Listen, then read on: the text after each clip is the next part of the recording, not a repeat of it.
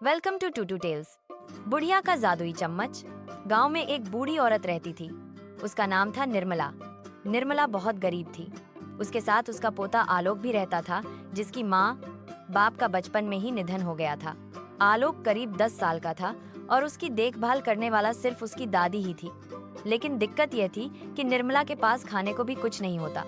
कभी कभी तो आलोक भूखा ही सो जाता। एक दिन निर्मला ने सोचा, आज किसी से मदद मांगती हूँ। वह अपने पड़ोसी के घर गई और कहा, भाई, मेरे आलोक को 2 दिन से ढंग का खाना नहीं मिला, थोड़ा सा अनाज दे दो। पड़ोसी हंसते हुए बोला, निर्मला, तेरे पास न जमीन है न काम धंधा, हमेशा दूसरों से ही मांगती रहेगी क्या?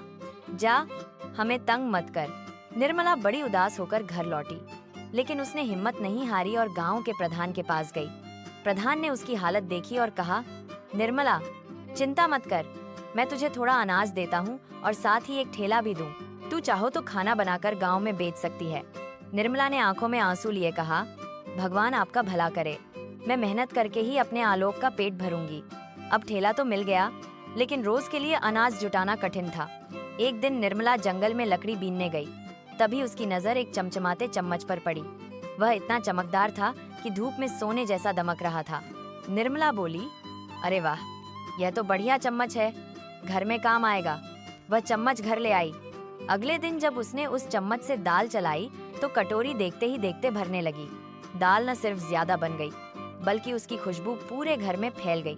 निर्मला और आलोक ने खाया तो स्वाद भी गजब का था। निर्मला समझ गई, ये कोई साधारण चम्मच नहीं, बल्कि जादुई चम्मच है।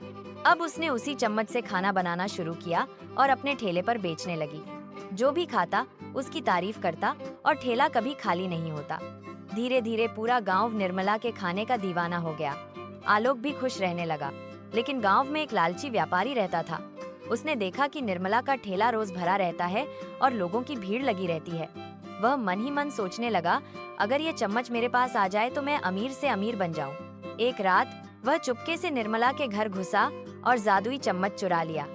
सुबह उसने अपने घर में खिचड़ी बनाने की कोशिश की, लेकिन जैसे ही उसने चम्मच से हांडी चलाई, भाप निकलकर उसके मुंह पर लगी। व्यापारी का मुंह और हाथ जल गए। वह चिल्लाने लगा, ये क्या हो गया? घबराकर उसने वही चम्मच उठाया और जल्दी से निर्मला के घर के आंगन में फेंक दिया। निर्मला ने अगली सुबह चम्मच देखा और मुस्कुरा दी। उसे समझ आ गया कि भगवान ने यह वरदान सिर्फ उसे और उसके आलोक के लिए दिया है। उस दिन के बाद से निर्मला के ठेले पर हमेशा स्वादिष्ट खाना मिलता। गांव में कोई भूखा नहीं सोता। निर्मला और आलोक के जीवन में खुशियां और समृद्धि आ गई। 12,000 कहानी की सीख, लोभ और चोरी से कभी सुख नहीं मिलता। मेहनत और संतोष से ही जीवन में असली समृद्धि आती है। Like and subscribe.